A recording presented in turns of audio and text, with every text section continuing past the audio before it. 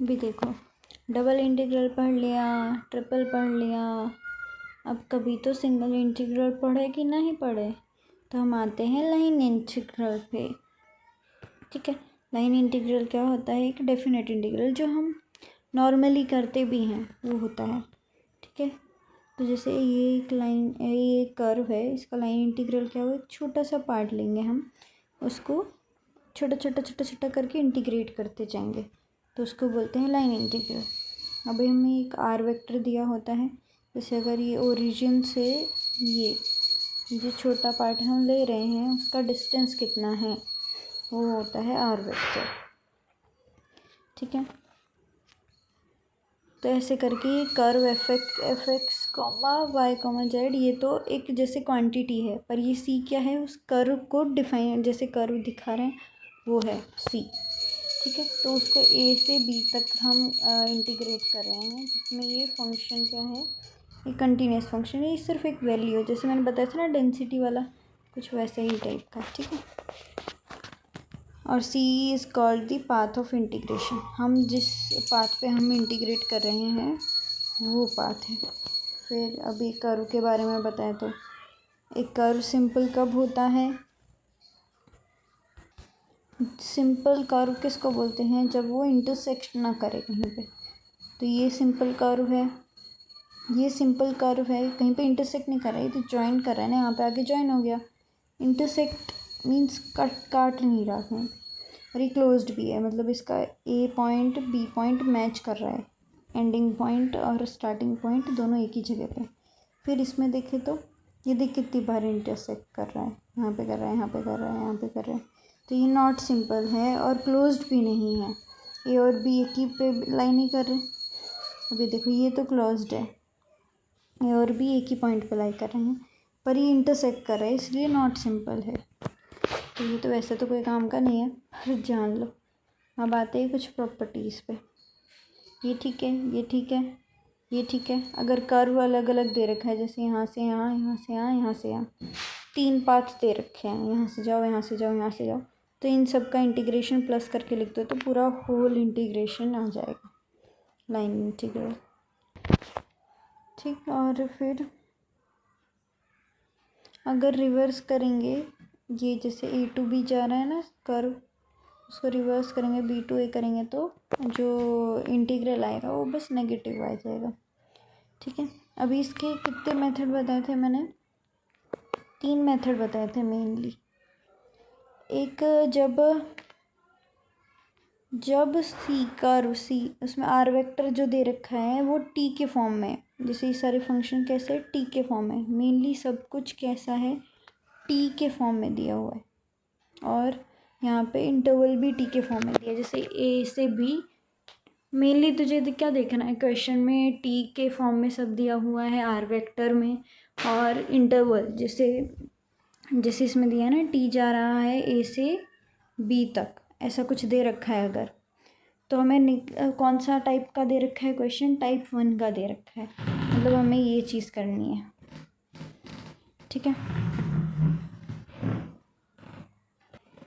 तो जो हमारा इंटीग्रल है उसमें जैसे ये दे रखा है f of x y z d s, वो किस में चेंज हो जाएगा? Under root this into d t. यहाँ पे ये जो है ना, ये लिखना भूल गए हैं इसके नोट से, उसमें आएगा यहाँ पे डी टी। डी एस को हमने किस में चेंज कर दिया? डी टी में, डी एस को डी टी में, ये चीज़ चेंज हुई।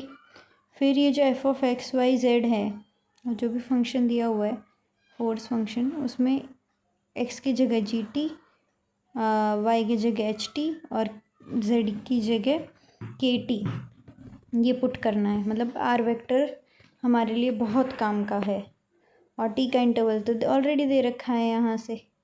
ये चीज़ समझ आई? ये फर्स्ट वाला फॉर्म है, अभी एग्जाम्पल करेंगे ना तो वापस याद आ जाएगा सब पढ़ा हुआ। ठीक, ये तो फर्स्ट फॉर्म हो गया। फिर आते हैं सेकंड फॉर्म में। अगर हमें y इक्वल टू समथिंग दे रखा है, y इक्वल टू, ये क्लियर नहीं है पर मैं बता देती हूँ, y equal to f x type का दे रखा है मान लो, अगर मतलब x का, y को x के टर्म्स में हम लिख सकते हैं, ऐसा कुछ दिया हुआ है, और x के ऊपर ऐसा लिखा हुआ है, x का इंटरवल दिया हुआ है, तो हम पूरे उसको चेंज कर देंगे dx में। ds किस में चेंज हो गया, dx में, ठीक है। और y जहाँ जहाँ y था उसकी जगह हमने लिख दिया ये gx, y equal to gx लिखा हुआ था तो ये पुट कर देंगे अंडर रूट, और ये हो जाएगा ds किस में चेंज हुआ, under root 1 plus dy by dx का होल स्क्वायर। एग्जाम्पल देखेंगे तो समझ आएगा, वैसे तो याद आ गया होगा। फिर x equal to f of y, मतलब x कुछ ऐसा दे रखा है, मान लो वाई स्क्वायर बाई 2, तो मतलब x जहाँ जहाँ है उसकी जगह हम वाई स्क्वायर बाई 2 लिख सकते हैं।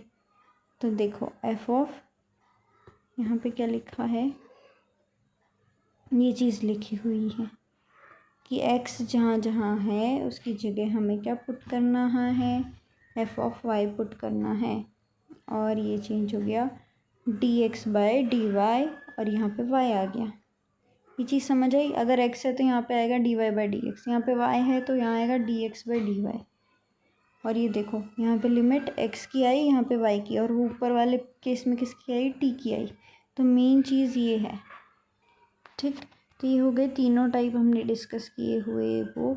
अब एक एग्जांपल देख लेते हैं। जैसे इसमें दे रखा है सी एक कर्व है, लाइन सेगमेंट जॉइनिंग ये पॉइंट ओरिजिन और ये पॉइंट।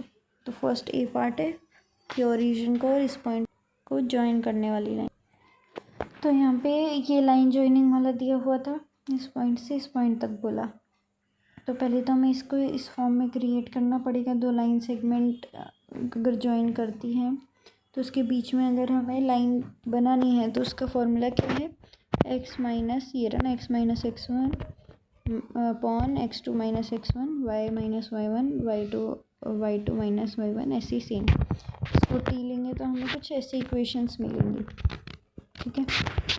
फिर एज पर फॉर्मूला हमें क्या निकालना था, dx by d t, d y by d t, d z by d t, ये सब निकालना था।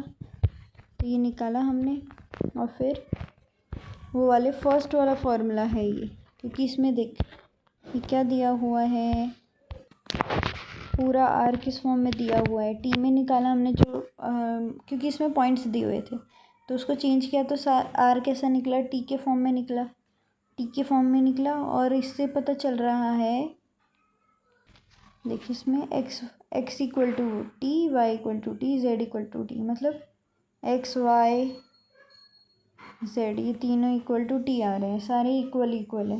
तो अगर x ज़ीरो है, ज़ीरो से 1 जा रहा है तो t भी कहाँ से कहाँ जाएगा, 0 to 1 जाएगा। तो यहाँ से हमें t का इंटरवल भी मिल गया। तो ये फर्स्ट टाइप का था, उस हिसाब से हमने फिर इसको इंटीग्रेट किया उस वाले फॉर्मूला लगा के। क्या था ये, तो ds को चेंज करा हमने, ये इसका स्क्वायर स्क्वायर स्क्वायर करके। और ये चीज़ क्या है, ये इसकी जगह ये x इक्वल टू टी हो गया, ये y इक्वल टू टी हो गया, z इक्वल टू टी हो गया, ये सब हमने पुट कर दिया इसमें।